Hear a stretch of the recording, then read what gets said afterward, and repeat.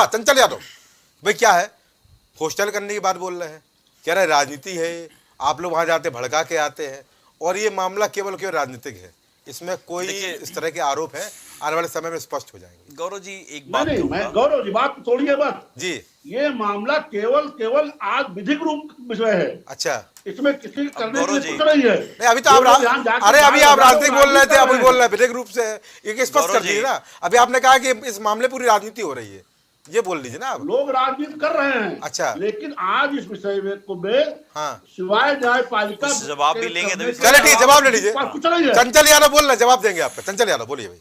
देखिए कहावत है ना, कहावत जब नाश मनुष्य पर छाता है पहले विवेक मर जाता है। अच्छा, आज ये सरकार विवेक जिंदा सामने बैठा है। लीजिए सामने बैठा है। श्रीवास्तव जी है ना, अरे विवेक श्रीवास्तव की बात नहीं कर रहा, सरकार के विवेक की बात हो रही है।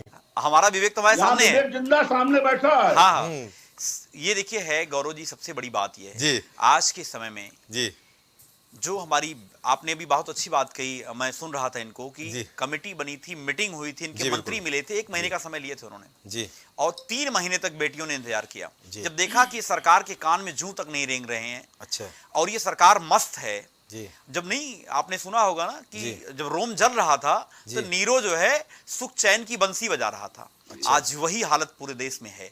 आप देखें, चाहे मणिपुर हो, चाहे पूरे हिंदुस्तान में कोई एक प्रदेश उठा के देख लो आप, जिस प्रदेश में भारतीय जनता पार्टी के लोगों ने दंगे फैलाने की कोशिश न कर रहे हो, आपसी भाईचारा को लड़ाने की कोशिश न कर रहे हो, एन केन प्रकरण, चाहे जिस भी माध्यम से उनको डिवाइड एंड रूल, और ये अंग्रेजों की नीति पे शुरू से, अगर भारतीय जनता पार्टी का बैकग्राउंड में आप जाएंगे तो अंग्रेजों की नीति पे चलने वाले लोग हैं ये, डिवाइड एंड रूल।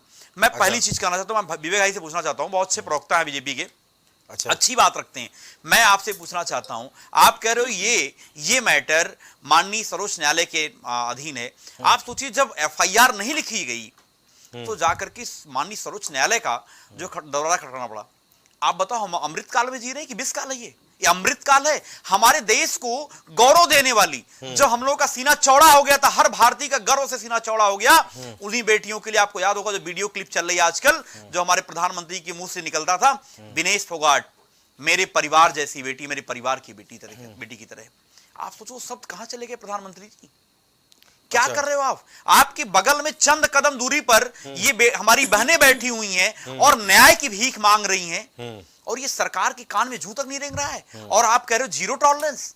अरे क्या जीरो टॉलरेंस है? आप बताओ, आप विवेक जी मुझे बता दीजिए, पास्को एक्ट के तहत गिरफ्तारी होती है कि नहीं होती है? पहले आप मुझे बता दीजिए, कौन सा कानून बैठ के पढ़ के बैठे हुए हैं आप लोग यहाँ पे, और किस तरीके से देश में ले जाना चाहते हैं, देश को किस हिसाब से ले जाना चाहते हैं? आज संविधान सुन लीजिए, आप बात जवाब दीजिएगा।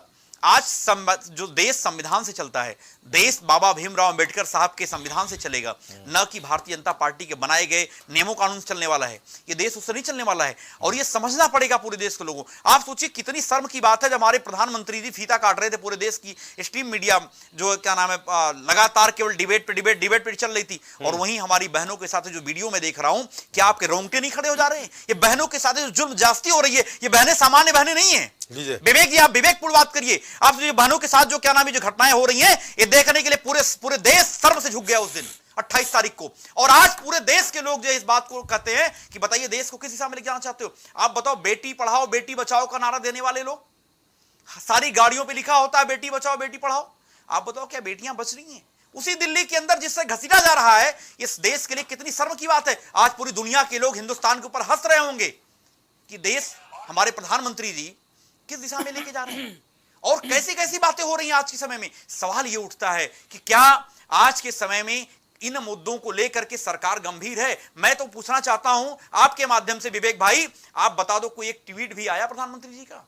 विनेश फोगाट वही बेटी है ना जिसको आपने बहुत गर्व से कहा था कि मेरे परिवार की, मेरे परिवार की बेटी है। अरे आपके परिवार की बेटी होती अगर, तो आज आप कम से कम ट्वीट तो करते, आप कम से कम संवेदनशील मेडल प्रदान करने पहुंच गए। आज सोचिए मेडल जो है एक कितने, विवेक भाई ये बहुत आसान बात नहीं। आपने कहा टैक्स पेयर का पैसा है, आप मुझे बताओ ना, वही टैक्स पेयर का पैसे की आप लेके आओ ना मेडल एक, तब आपको मालूम चलेगा ये बहनें कितने त्याग के बाद, कितनी मेहनत के बाद तब जाकर के न जाने समाज में कितनी दकियानुसी विचारधारा को झेलते हुए बहनें आगे बढ़ती हैं, न समाज से लड़ करके देश को गौरव का क्षण देने वाली बेटियां, आज उनको जिस तरीके से रोड पे घसीटा जा रहा है, जो बातें की जा रही हैं, ये देश के लिए बहुत दुर्भाग्यपूर्ण है, बहुत ही चिंता का विषय है। इस पे चिंता करने की जरूरत है पूरे देश के लोगों को। ठीक। और मैं आपको बता दूं एक चीज और जी, अभी एक कोई आईपीएस रिटायर्ड अधिकारी जिसने कहा कि गोली मारने की बात थाना, अब सोचिए कितनी शर्म की बात है। और प्रधानमंत्री जी का कोई हस्तक्षेप नहीं जी, हमारे आदरणीय अमित शाह जी को कोई हस्तक्षेप नहीं। ट्वीट कर दिया सुनिए, और बड़े मजे की बात,